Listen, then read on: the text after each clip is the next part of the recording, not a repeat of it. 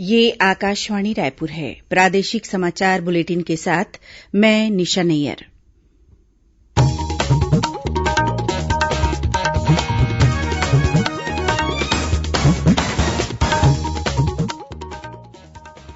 पेश है आज के मुख्य समाचार।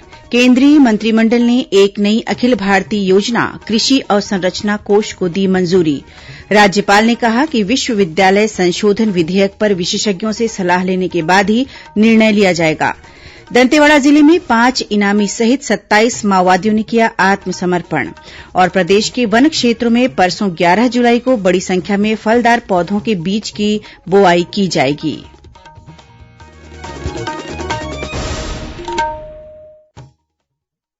अब समाचार विस्तार से। केंद्रीय मंत्रिमंडल ने एक नई अखिल भारतीय योजना कृषि अवसंरचना कोष को मंजूरी दी है। इस योजना के तहत फसल के बाद प्रबंधन के लिए व्यावहारिक परियोजनाओं में निवेश के लिए मध्यम और दीर्घकालिक ऋण वित्त पोषण की सुविधा दी जाएगी।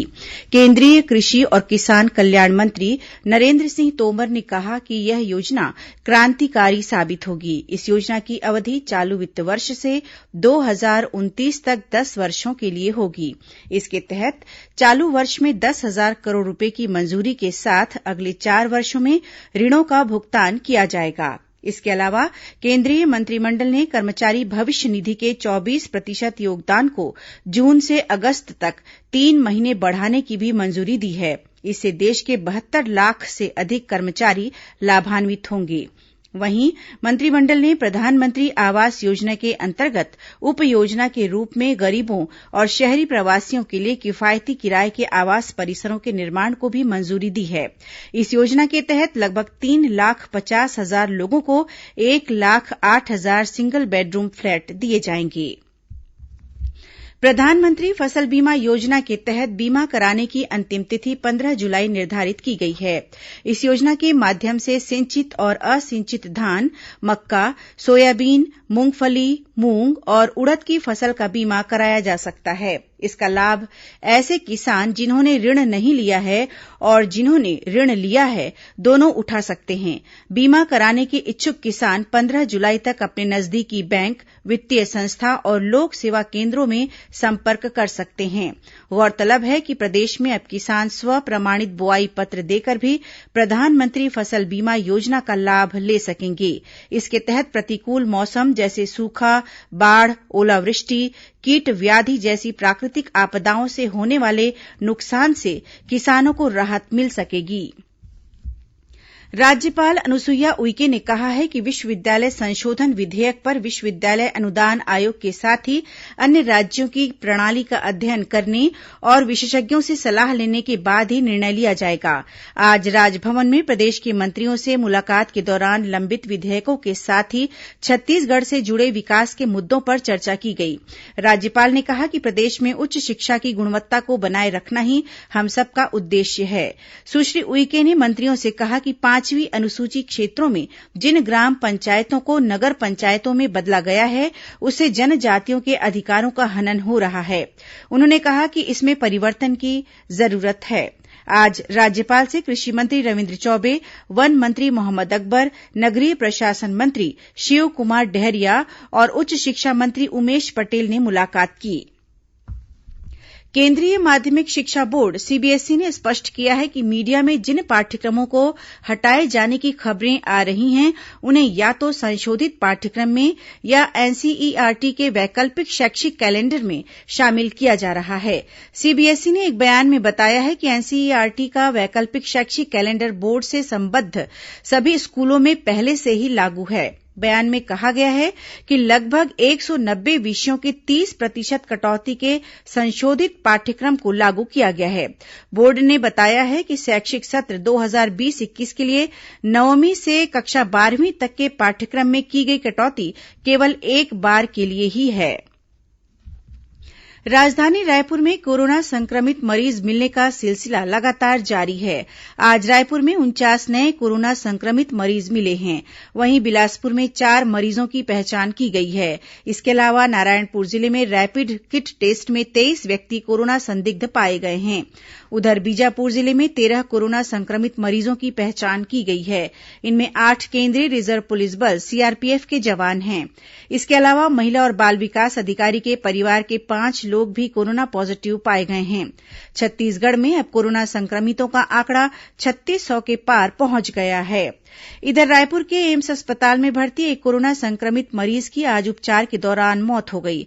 बताया जाता है कि 2 दिन पहले इस मरीज को अंबिकापुर से लाकर एम्स में भर्ती कराया गया था। इस बीच राज्य के स्वास्थ्य विभाग ने यह निर्णय लिया है कि राजधानी रायपुर में कोरोना संक्रमित मरीजों के साथ ही अन्य मरीजों को चिकित्सा सुविधा उपलब्ध करा रहे डॉक्टर भीमराव अंबेडकर अस्पताल का भार कम करने के लिए भनपुरी स्थित कर्मचारी राज्य बीमा निगम ईएसआईसी के नवनिर्मित अस्पताल में भी कोरोना संक्रमित मरीजों का इलाज किया जाएगा। इसके संचालन के लिए निविदा आमंत्रित की गई थी। इसके बाद गायत्री अस्पताल को इसके संचालन की जिम्मेदारी दी गई है।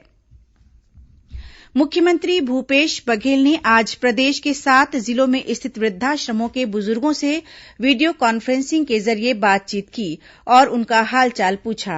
साथ ही आश्रम की सफाई व्यवस्था की जानकारी भी ली। श्री बघेल ने बुजुर्गों से वृद्धाश्रम की दैनिक गतिविधियों और कोरोना संक्रमण से बचाव के लिए अपनाई जा रही सावधानियों का भी जायजा लिया। उन्होंने कहा कि कोरोना वैश्विक महामारी के कारण दैनिक जीवन में परिवर्तन आया है। श्री बघेल ने कहा कि आज सबसे बड़ी आवश्यकता सुरक्षित रहने की है। इसीलिए राज्य सरकार द्वारा कोरोना संक्रमण से बचाव के लिए जारी किए गए दिशा निर्देशों का पालन किया जाए। भारतीय रेलवे द्वारा सभी जोन में रेलवे की आय में बढ़ोत्तरी के लिए बिजनेस डेवलपमेंट यूनिट बीडीयू का गठन कार्य किया जा रहा है। इसके तहत सभी रेलवे जोन के वाणिज्य परिचालन, यांत्रिक और लेखा विभाग के वरिष्ठ प्रशासनिक स्तर के अधिकारीगण बीडीयू में शामिल होकर रेलवे की आय बढ़ाने की दिशा में कार्य करेंगे।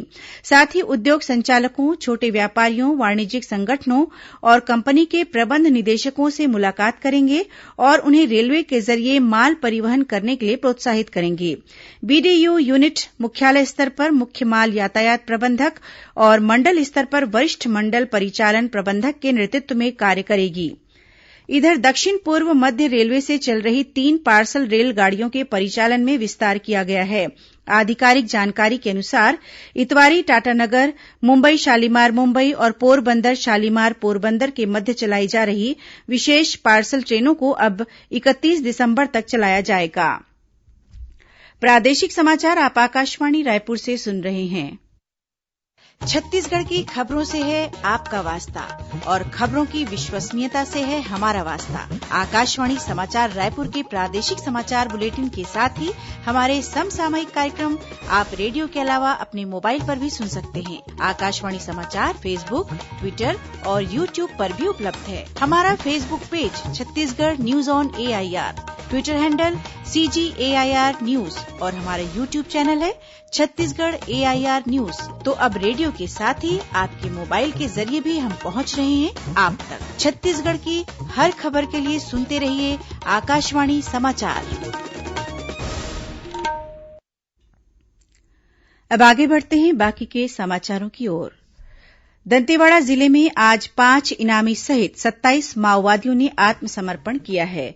मिली जानकारी के अनुसार कलेक्टर और पुलिस अधीक्षक के सामने 1-1 लाख रूपये के 3 इनामी सहित 25 माओवादियों ने कुआकोंडा थाने में आत्मसमर्पण किया। वहीं इसी जिले में 2 लाख रूपये के इनामी माओवादी दंपत्ति ने भी पुलिस अधीक्षक अभिषेक पल्लव और केंद्रीय रिजर्व पुलिस बल के सामने आत्मसमर्पण किया है। ये माओवादी दंपत्ति 11 जवानों की हत्या में शामिल बताए जाते हैं। कबीरधाम जिले में करीब 72 लाख रूपये की लूट का मामला सामने आया है। हमारे संवाददाता से मिली जानकारी के मुताबिक राइस मिल के 2 कर्मचारी आज सुबह 71,56,000 रूपये लेकर बिलासपुर में स्थित एक ट्रेडिंग कंपनी को देने जा रहे थे। इस दौरान पांडातराई थाना के अंतर्गत कुंडा और जंगलपुर के बीच अज्ञात आरोपियों ने दोनों कर्मचारियों की आंखों में मिर्च पाउडर डालकर इनके पास रखे रूपये लूटकर भाग निकले। घटना की सूचना मिलने के बाद पुलिस शहर के चारों ओर नाके बंद कर वाहनों की जांच कर रही है। उधर रायगढ़ जिले में बीते दिनों कैश वैन में हुई लूट की गुत्थी को 10 घंटे के भीतर सुलझाने पर गृह मंत्री ताम्रध्वज साहू ने रायगढ़ पुलिस अधीक्षक संतोष सिंह और उनकी टीम को आज रायपुर में सम्मानित किया। इधर रायपुर जिले के उरला थाना की पुलिस ने डकैती की तैयारी करते एक नाबालिग सहित 5 आरोपियों को गिरफ्तार किया है। पुलिस ने इनके पास से एक देशी कट्टा, 3 कारतूस, 1 खुखरी के अलावा 3 नग चाकू और 2 मोटरसाइकिल जब्त की है। महासमुंद जिले में हाथियों के उत्पात का सिलसिला जारी है। बीती रात 2 दंतैल हाथियों ने कुकराडीह गांव में किसान की बाड़ी में बंधे भैंस को मार दिया। इधर कोरबा जिले में बीते 25 दिनों से बीमार नर हाथी की आज मौत हो गई। गौरतलब है कि जिले के कुदमुरा रेंज में एक ग्रामीण के घर में यह हाथी बेहोश हो गया था, जिसके बाद इस हाथी का उपचार किया जा रहा था। प्रदेश के वन मंत्री मोहम्मद अकबर ने कहा है कि 11 जुलाई को राज्य के वन क्षेत्रों में 50,000 किलोग्राम फलदार पौधों के बीज की बोआई होगी। इसके अलावा 6,500 किलोग्राम सब्जी बीज और 25 लाख सीड बॉल की बोआई भी की जाएगी। कल नवा रायपुर में वीडियो कॉन्फ्रेंसिंग के जरिये वृक्षारोपण कार्यक्रम की समीक्षा बैठक में उन्होंने कहा कि राज्य के सभी गौठानों में लघु वनोपज पर आधारित विभिन्न प्रजाति के करीब 3.5 लाख पौधों का रोपण किया जाएगा। उन्होंने विभाग को वृक्षारोपण कार्य में गति लाने और इस कार्य को 31 जुलाई तक पूर्ण करने के निर्देश दिए। उन्होंने कहा कि बारिश के मौसम में वन क्षेत्रों में खेती के लिए अतिक्रमण की संभावना बढ़ जाती है, इसीलिए बीट गार्ड से लेकर डीएफओ तक सतर्क रहें। श्री अकबर ने डीएफओ को अपने क्षेत्र में टीम गठित कर निगरानी के लिए गश्त बढ़ाने को कहा। उन्होंने वन क्षेत्रों के अतिक्रमण मुक्त संबंधी प्रमाण पत्र को 25 जुलाई तक अनिवार्य रूप से उपलब्ध कराने के निर्देश भी दिए। इधर राष्ट्रीय खनिज विकास निगम एनएमडीसी ने दंतेवाड़ा जिले को हरित बनाने की पहल की है। इसके लिए करीब 650 जनजाति किसानों को फल वाले पौधे लगाने के लिए 50 दिन का प्रशिक्षण दिया गया है। वहीं एनएमडीसी द्वारा स्थानीय प्रशासन के साथ 25 गांवों में फलदार पौधों की 50,000 सैंपलिंग लगाने का लक्ष्य रखा गया है। इस योजना के तहत एनएमडीसी द्वारा 38,000 सैंपलिंग मुफ्त दी जाएगी। प्रदेश के पंचायत और ग्रामीण विकास विभाग ने मनरेगा कार्यस्थलों में नागरिक सूचना पटल लगाने के संबंध में नए दिशा निर्देश जारी किए हैं। इसके तहत नागरिक सूचना पटल में मनरेगा और छत्तीसगढ़ शासन के लोगो, ग्राम पंचायत, विकासखंड, जिले के नाम सहित कार्यस्थल की जानकारी, कार्य की माप, निर्माण कार्य का नाम, स्वीकृत राशि, कार्यतिथि, व्यय राशि, मानव दिवसों की संख्या, दैनिक मजदूरी दर के अलावा मनरेगा कार्यक्रम अधिकारी का नाम तथा मोबाइल नंबर और अन्य जरूरी जानकारियां प्रदर्शित करने कहा गया है। प्रदेश के पुलिस महानिदेशक डीएम अवस्थी ने कहा है कि अपराधों की गुत्थी सुलझाने और अपराधी तक पहुंचने के लिए पुलिस को त्वरित कार्रवाई करनी चाहिए। उन्होंने कहा कि अपराधियों की गिरफ्तारी इस बात पर निर्भर करती है कि घटना के बाद पुलिस का रिस्पांस समय कैसा था। आज रायपुर में इंद्रधनुष सम्मान समारोह में पुलिसकर्मियों को सम्मानित करते हुए उन्होंने कहा कि अपराधियों की गिरफ्तारी से जनता में पुलिस के प्रति विश्वास बढ़ता है। श्री अवस्थी ने कहा कि पुलिस को सफलता तब मिलती है जब पूरी टीम द्वारा एकजुट होकर कोशिश की जाती है। रायपुर स्थित अखिल भारतीय आयुर्विज्ञान संस्थान एम्स ने एक बार फिर स्पेशल ब्रेस्ट कैंसर क्लिनिक शुरू करने का निर्णय लिया है। यह क्लिनिक प्रत्येक बुधवार को सर्जरी विभाग में संचालित होगी, जहां महिलाओं के स्तन कैंसर की जांच कर आवश्यकता पड़ने पर उन्हें ऑपरेशन के लिए संभावित तिथियां दी जाएंगी। गौरतलब है कि एम्स रायपुर में लॉकडाउन के बाद ओपीडी सहित स्पेशल क्लिनिक भी कोरोना संक्रमण की आशंका को देखते हुए बंद कर दिए गए थे, जिसे फिर से शुरू करने की अनुमति मिल गई है। इधर प्रदेश में अनलॉक की प्रक्रिया प्रारंभ होने के बाद एम्स रायपुर के ब्लड बैंक में रक्त की मांग और अधिक बढ़ गई है। वर्तमान में यहां 400 यूनिट रक्त ही प्रतिमाह उपलब्ध हो रहा है, जबकि जरूरत 550 यूनिट रक्त की है। ब्लड बैंक के प्रभारी डॉक्टर संकल्प शर्मा ने सामाजिक संगठनों और रक्तदाताओं से विशेष शिविर आयोजित कर रक्तदान करने की अपील की है। अब पेश है मौसम का हाल। प्रदेश में अगले 24 घंटों के दौरान कुछ स्थानों पर हल्की से मध्यम बारिश होने अथवा गरज चमक के साथ छींटे पड़ने की संभावना है। मौसम विभाग से मिली जानकारी के अनुसार ओडिशा और उसके आसपास बने कम दबाव के क्षेत्र की वजह से प्रदेश में आज राजधानी रायपुर, राजनांदगांव सहित अधिकांश स्थानों पर बारिश हुई। आगामी 24 घंटों के दौरान कई स्थानों पर हल्की से मध्यम बारिश होने की संभावना है। वहीं एक दो स्थानों पर आकाशीय बिजली गिरने की चेतावनी दी गई है। इस बीच कोरबा जिले में आकाशीय बिजली गिरने से एक महिला की मौत हो गई। वहीं जांजगीर चांपा जिले के नरियरा गांव में आकाशीय बिजली की चपेट में आने से एक व्यक्ति की मौत हो गई, जबकि 5 अन्य व्यक्ति झुलस गए हैं। इधर प्रदेश के राजस्व और आपदा प्रबंधन विभाग द्वारा राज्य के विभिन्न जिलों में बाढ़ और भारी बारिश से प्रभावित होने वाले व्यक्तियों को सहायता राशि देने के लिए करीब 105 करोड़ रूपये की राशि उपलब्ध कराई गई है। विभाग से मिली जानकारी के मुताबिक प्रदेश में 1 जून से अब तक 373 मिलीमीटर औसत वर्षा दर्ज की जा चुकी है। अब कुछ अन्य खबरें संक्षिप्त में। महासमुंद जिले के पटेवा थाना की पुलिस ने बनपचरी गांव में जीवित लोगों के नाम से फर्जी मृत्यु प्रमाण पत्र बनाने के मामले में च्वाइस सेंटर के संचालक सहित 3 आरोपियों को गिरफ्तार किया है। जांजगीर चांपा जिले में पुलिस ने खनिज के अवैध परिवहन करने के मामले में 2 हाईवा सहित 3 ट्रैक्टरों को जब्त किया है। साथ ही अवैध भंडारण पर कार्रवाई करते हुए 95 हाईवा रेत और 1 जेसीबी को भी जब्त किया है।